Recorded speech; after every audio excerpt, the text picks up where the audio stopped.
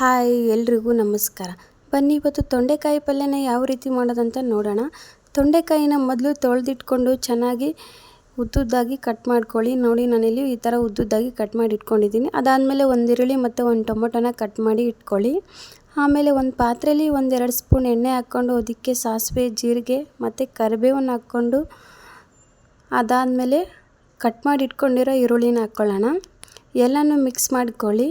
ಈರುಳ್ಳಿ ಎಲ್ಲ ಚೆನ್ನಾಗಿ ಫ್ರೈ ಆದಮೇಲೆ ನಾವು ಇದಕ್ಕೆ ಕಟ್ ಮಾಡಿ ಇಟ್ಕೊಂಡಿರೋ ಟೊಮೊಟೊ ಹಣ್ಣನ್ನು ಹಾಕ್ಕೊಳ್ಳೋಣ. ನೋಡಿ ಈರುಳ್ಳಿನ ಮೊದಲು ಚೆನ್ನಾಗಿ ಫ್ರೈ ಮಾಡ್ಕೊಳ್ಳಿ.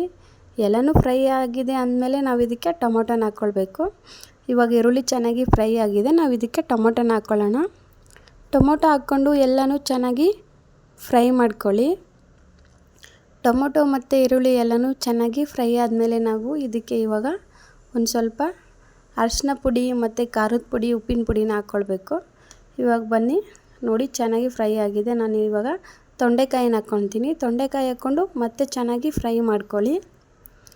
ಎಲ್ಲ ಮಿಕ್ಸ್ ಮಾಡಿಕೊಂಡು ಲೋ ಫ್ಲೇಮಲ್ಲಿ ಇಟ್ಕೊಂಡು ಎಲ್ಲನೂ ಫ್ರೈ ಮಾಡ್ಕೊಳ್ಳೋಣ. ನೋಡಿ ನೀಟಾಗಿ ಎಲ್ಲನೂ ಮಿಕ್ಸ್ ಮಾಡಿಕೊಂಡು ಫ್ರೈ ಮಾಡ್ಕೊಳ್ಳಿ. ಅರಿಶಿನ ಪುಡಿನ ನೀವು ಮೊದಲೇ ಕೂಡ ಹಾಕ್ಕೊಳ್ಬೋದು. ನಾನು ಇವಾಗ ಇದನ್ನೆಲ್ಲ ಫ್ರೈ ಮಾಡಿಕೊಂಡು ಇವಾಗ ಇದಕ್ಕೆ ಹಾಕ್ಕೊತೀನಿ. ಇವಾಗ ಇದು ಚೆನ್ನಾಗಿ ಫ್ರೈ ಆಗಿದೆ, ನೋಡ್ತಾ ಇರ್ಬೋದು. ಬನ್ನಿ ಇವಾಗ ಚೆನ್ನಾಗಿ ಮಿಕ್ಸ್ ಮಾಡಿಕೊಂಡು ಫ್ರೈ ಮಾಡ್ಕೊಳ್ಳೋಣ. ಈ ಥರ ಪಲ್ಯ ಮಾಡ್ಕೊಂಡು ನೀವು ಅನ್ನದ ಜೊತೆ ಮತ್ತು ಚಪಾತಿ ರೊಟ್ಟಿ ಜೊತೆ ತಿನ್ಬೋದು. ನೋಡಿ ನಾನು ಇವಾಗ 1-2 ಸ್ಪೂನಷ್ಟು ಉಪ್ಪು ಹಾಕ್ಕೊಂಡಿದ್ದೀನಿ, ಒಂದು ಅರ್ಧ ಸ್ಪೂನಷ್ಟು ಅರಿಶಿನ ಪುಡಿ ಹಾಕ್ಕೊಂಡಿದ್ದೀನಿ ಮತ್ತು 1-2 ಸ್ಪೂನಷ್ಟು ಖಾರದ ಪುಡಿನ ಹಾಕ್ಕೊಂಡಿದ್ದೀನಿ. ನಿಮಗೆ ಖಾರ ಎಷ್ಟು ಬೇಕೋ ಅಷ್ಟು ನೋಡಿಕೊಂಡು ನೀವು ಖಾರದ ಪುಡಿನ ಹಾಕ್ಕೊಳ್ಬೋದು. ಇವಾಗ ಎಲ್ಲನೂ ಚೆನ್ನಾಗಿ ಮಿಕ್ಸ್ ಮಾಡ್ಕೊಳ್ಳಿ. ನೋಡಿ ಚೆನ್ನಾಗಿ ಮಿಕ್ಸ್ ಮಾಡಿಕೊಂಡು ಮತ್ತೆ ಒಂದು ಸ್ವಲ್ಪ ಬೇಯಿಸ್ಕೊಳ್ಬೇಕು. ಎಲ್ಲನೂ ಚೆನ್ನಾಗಿ ಮಿಕ್ಸ್ ಆದಮೇಲೆ ನಾವು ಇವಾಗ ಇದಕ್ಕೆ ಒಂದು ಸ್ವಲ್ಪ ನೀರು ಹಾಕ್ಕೊಳ್ಬೇಕು. ಇವಾಗೆಲ್ಲ ಚೆನ್ನಾಗಿ ಮಿಕ್ಸ್ ಆಗಿದೆ, ನಾವು ಇದಕ್ಕೆ ನೀರು ಹಾಕ್ಕೊಳ್ಳೋಣ. ಮೊದಲೇ ಒಂದು ಸ್ವಲ್ಪ ಚೆನ್ನಾಗಿ ಫ್ರೈ ಮಾಡಿಕೊಂಡ್ರೆ ಪಲ್ಯ ತುಂಬ ಚೆನ್ನಾಗಿ ಬರುತ್ತೆ. ಇವಾಗ ಎಲ್ಲ ಫ್ರೈ ಆದಮೇಲೆ ನಾವು ಇದಕ್ಕೆ ನೀರು ಹಾಕ್ಕೊಳ್ಬೇಕು. ನೋಡಿ ಆಲ್ಮೋಸ್ಟ್ ಎಲ್ಲ ಚೆನ್ನಾಗಿ ಫ್ರೈ ಆಗಿದೆ. ಇವಾಗ ಒಂದು ಅರ್ಧ ಗ್ಲಾಸಷ್ಟು ನೀರು ಹಾಕ್ಕೊಳ್ಳಿ. ನೀರು ಹಾಕ್ಕೊಂಡು ಚೆನ್ನಾಗಿ ಮಿಕ್ಸ್ ಮಾಡ್ಕೊಳ್ಳಿ.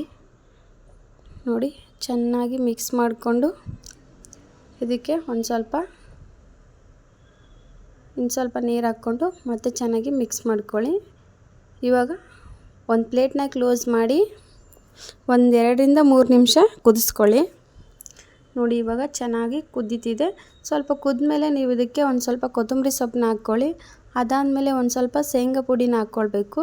ಶೇಂಗಾ ಪುಡಿ ಹಾಕೋದ್ರಿಂದ ಟೇಸ್ಟ್ ತುಂಬಾ ಚೆನ್ನಾಗಿರುತ್ತೆ.